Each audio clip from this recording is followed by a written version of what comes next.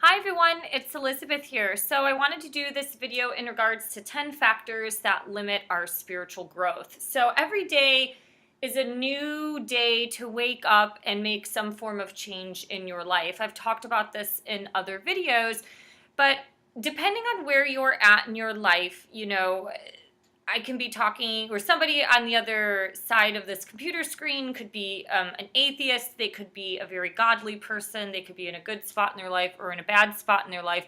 But I do believe that every person that you meet in life will present some form of learning lessons that you can learn, grow, and evolve from, especially on a spiritual way in our lives. A lot of people tend to ignore a lot of these signs and signals. They, even if they don't believe in anything, when people are down in the dumps and they're struggling, or if somebody, this is an extreme example, but if you're on a plane and the plane's crashing, you're definitely going to be praying to something higher than yourself to help save you. So I do think God works in mysterious ways, and I think God uses a lot of people to help us grow, learn, and evolve in our lives. And so we have to take some form of responsibility for this growth, and that's really challenging for a lot of people. So I just wanted to talk about 10 factors that we kind of have in our lives, or behaviors that don't necessarily change, that will affect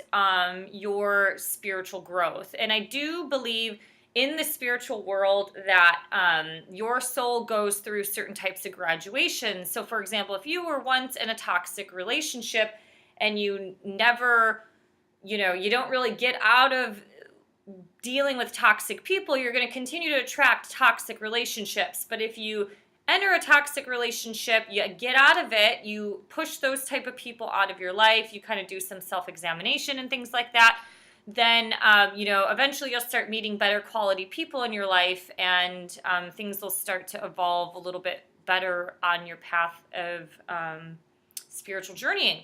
So here are the 10 factors. So the first one is material obsession. So the distractions and the desires that we have of the material world.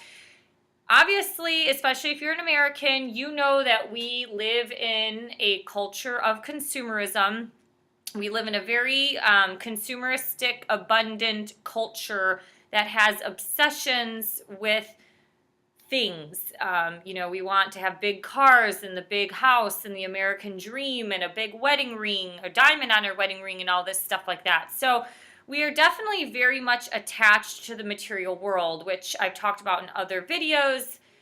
In the yoga philosophy, Maya is the word for illusion. So we are definitely kind of charmed by everything that we can see and feel with our five senses. So I believe that when we are chronically obsessing over obtaining material goods in our life, or constantly needing to upgrade, like you want to continue to upgrade your car, or you bought this house, the starter house, and now you want like the bigger house, and eventually you want the mansion. I don't think that type of lifestyle will help you on your path to evolvement, because you have so much attachment to what's going on here in the earth plane. And it's almost like somebody holding up like a strand of jewels. It's like the dangling carrot in your face. You'll never be content or satisfied when you're on this hedonic treadmill with materialism. You're always going to want something new. The brand new car will give you emotional highs. You might be happy for a week or a couple months, and then eventually that's going to wear off, and you're going to need that emotional high to come through something else. And we definitely, when you have that desire to constantly want those things in your life, there's really no path for involvement, because you don't desire that change within yourself. You only desire the change that's within your external world. So the second one is limited beliefs. So this has to do with a lot of negative thinking. If you constantly think that you live with a little black cloud above your head, or that, nothing good can happen to you, that's a very limited belief. And obviously that's a very negative limited belief. We have to understand that there are certain birthrights here on being here on planet Earth, but If you are constantly stuck thinking that nothing good will happen to you, probably very few good things will happen to you, because you're stuck in this vicious negative cycle. Or if you constantly think that all men or women out there are lying, cheating assholes, you're probably going to attract nothing but lying, cheating assholes and things like that. So you have to start to change some of your beliefs and to understand what your self-esteem and your value and worth is, to your own self, but also on this planet. And when you believe that good things can happen to you, obviously, what you put out is what also comes back. So if you go around being completely rude and mean to people, you can't expect all, great things to come to you. So you have to start to really self-actualize a lot of those negative thinking patterns that you have. The third factor that will limit our spiritual growth is living in a constant sinful life and being very lust driven. So, if you go out and drink beer, there's nothing wrong with that. It's the same as if you drink wine, there's nothing wrong with that. But it's within some form of control, or to some degree, some moderation. A lot of times you kind of have to cut out the junk and the substances in your life in order to get on a healthier path.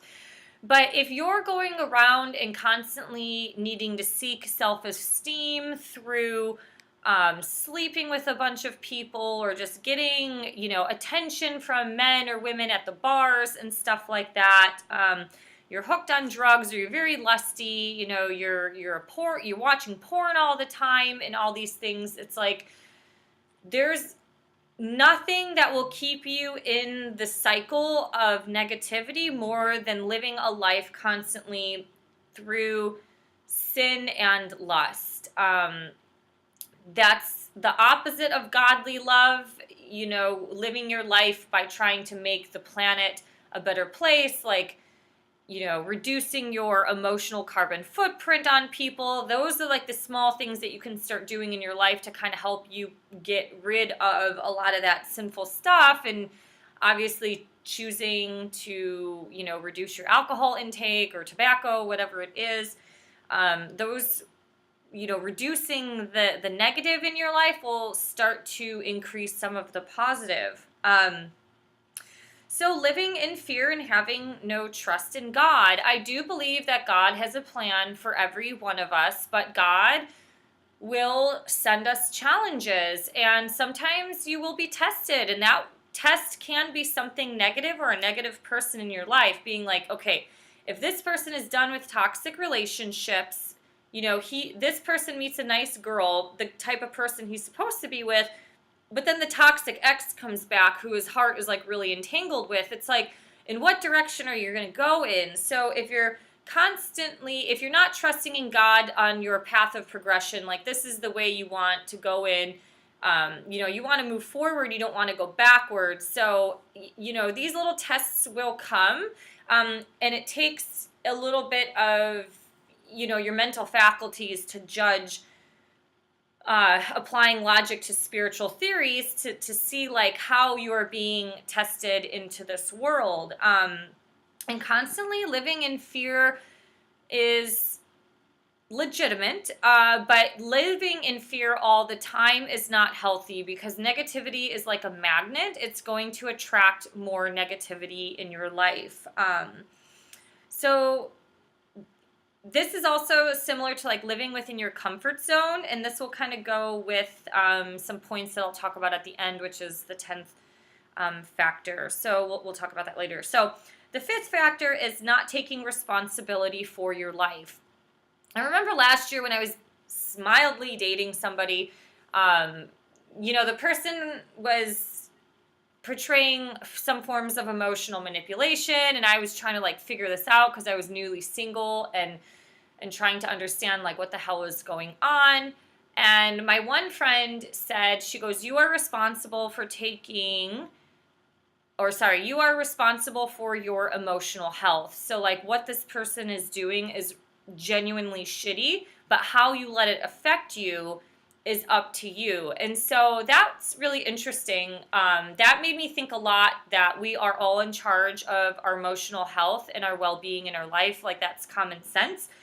But a factor that will limit your spiritual belief is by not taking responsibility. So, I see this a lot with like giving souls. They constantly give and give and give, and people take and take and take, and they never receive. Or, they're too afraid to say no, and, people take advantage of them, or someone's deceiving, and, they're trying to like weasel money out of you and things like that. So at some point you have to have like a boundary and a border on yourself and be able to discern what you will let into your life and what you won't. So if you're constantly letting people, mow you down like a lawnmower, like that's part of that responsibility is on you to not put up that border or that boundary, to kind of, push that stuff out of your life, basically. So the sixth factor is religious legalism. So a lot of people who are on some form of spiritual path or well-being, it's not uncommon for them to go into some form of religion. You see this a lot with Christianity. In Christianity, there is a very big difference between being faith-based and being a legalist. So a legalist is like the Bible thumper, and being faith-based is more of like living through the heart. It's like the energetics of Christianity and understanding the power and the story of Christ, how he came here and loved and forgave. I've seen this even in Buddhism, in the yoga communities. There are definitely some cult-like communities in any form of spirituality. And there are people that can become very legalistic. It doesn't matter whether it's coming from Christianity or it's coming from, some energy healing group, shamanism, or, from like Islam and things like that. There are people that kind of cross a border where it tends to lose its value in the faith-based and become a legalist. And legalists tend to be really hardcore and very rigid and by the book, and that becomes very dangerous. So that can also inspire a lot of limited self-belief systems that tend to alter the path with God. They're living by a book, but they have no relationship with God. They're just following instructions by a book or by a leader, and that in itself can be very like I said, dangerous or detrimental, because anybody can be mind manipulated in any area of life, whether it's work or, in the universities, in spiritual groups. I did another couple videos about mind manipulation that talks about how leaders take advantage of people, especially because most people are innocent, and they want to do good or, evolve themselves in a genuine way, and they kind of fall trapped to trusting a leader, thinking that this person has their best of intentions to guide them to a better life, when really they don't. They just want to keep them sucked into a system. So religious legalism can hinder and limit actual spiritual growth. A lot of it is like dead energy to me. Let's see. So the seventh factor is jealousy and not being happy for others.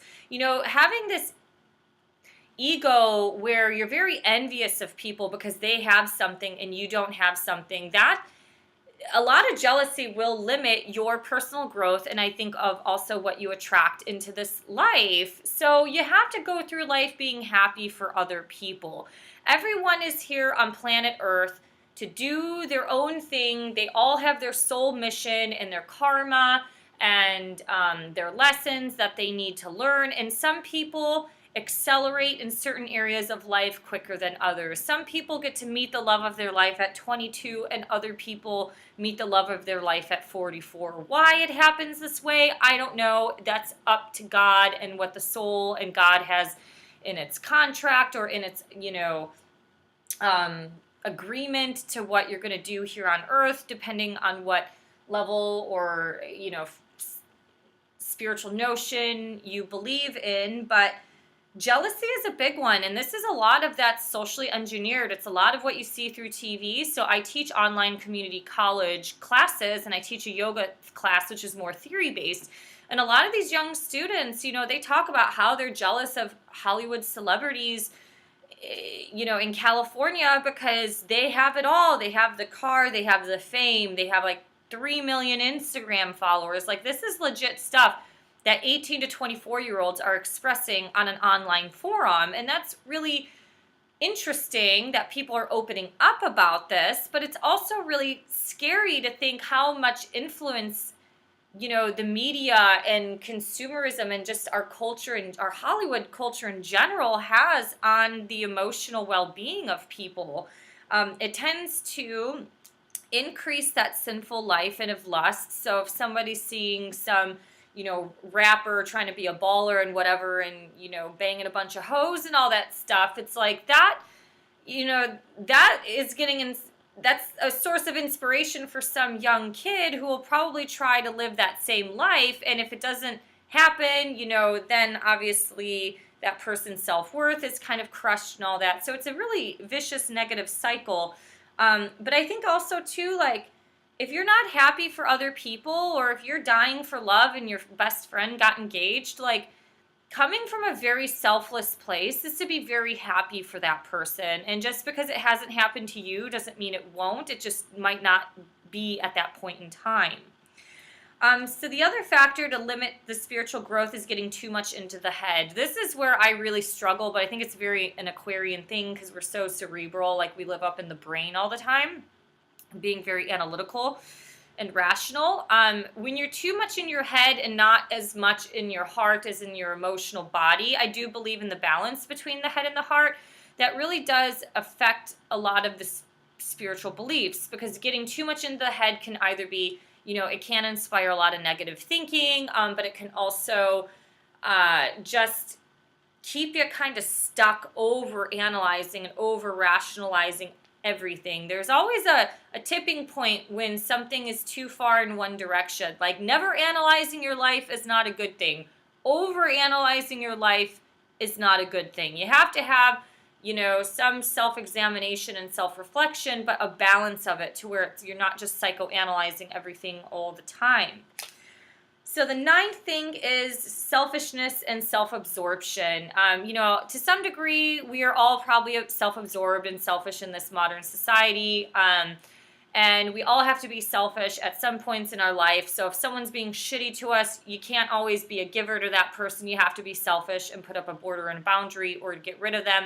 You have to do what's best for you. But living your life where the world revolves around you, like you're your own little sun god and like everybody's supposed to serve you, that's really detrimental, not only to yourself, but it's kind of dangerous to society, because a lot of that taps into some forms of narcissism. That it's just like being that whiny bitchy queen, or that, very demanding king that's like sitting there like, I want my coffee latte now, and I want it this way, and I want my customer service to be done like this. It's like the world doesn't revolve around you. And a lot of times selfish people, they don't even think about other people, so they generally lack empathy, and or they just go around through life wrecking people's emotions without kind of giving a shit about other people. So that in itself, a lot of spiritual theories are talking about being selfless. So it's, if you love somebody, it's not what type of lifestyle you can get from that person, but it's how can you love them unconditionally and kind of help them on their growth and path and things in life. So anyways, moving on. The 10th factor is the fear of letting go and the fear of change. So like I mentioned earlier, fear is legit.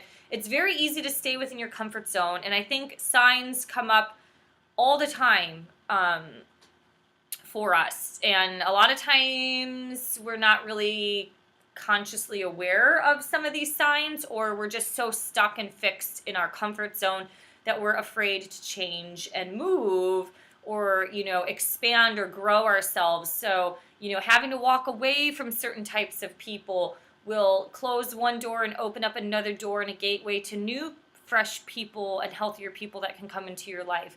One example that I'll give that I'm dealing with now at the point of filming this video on April 23rd is like, this apartment, I've been in here for 10 years. I've had, the property manager that was like a father to all of us in this building left. And that stimulated a change, like an intuitive vibe that like, oh, this place is going to start going down the tubes. And This is my time here is ending. And then all of a sudden the building has had some crisis with certain things that I won't go into publicly online. It includes asbestos, which, that is a legit issue of being, possibly poisoned for 10 years. So it's like those signs are clear enough that it's like my time here is over with, but I'm emotionally attached. This is my home. I've lived here for 10 years and I loved it. Like, this is my own space now. I don't think about my ex-husband living here. So I'm only sharing that as an example because we get these little signs and things like that every single day, but we choose to recognize them, to do something about it, or we ignore them. Sometimes that change won't happen immediately. It might take me 3 months to find a new type of an apartment, but it might happen. So these are just some thoughts that I have about 10 factors that limit our spiritual growth. And a lot of it is just, being so focused here on the foreseen world that, things that you can see and sense with your, your hands and your eyes and stuff like that. So you have to really have a lot of belief. Even if you're in a shitty time period right now, sometimes you have to go through a hard time in order to grow and expand. So just know that better things are on the horizon when you trust in your life path and purpose, but you also have to take some form of responsibility, being like co-creating here on planet Earth. All right. If you have any thoughts on this, please comment below. If you'd like, you can subscribe to this channel to help me build it. You can also support me on Patreon. And thank you for liking, sharing, and subscribing. And see you guys again. Bye.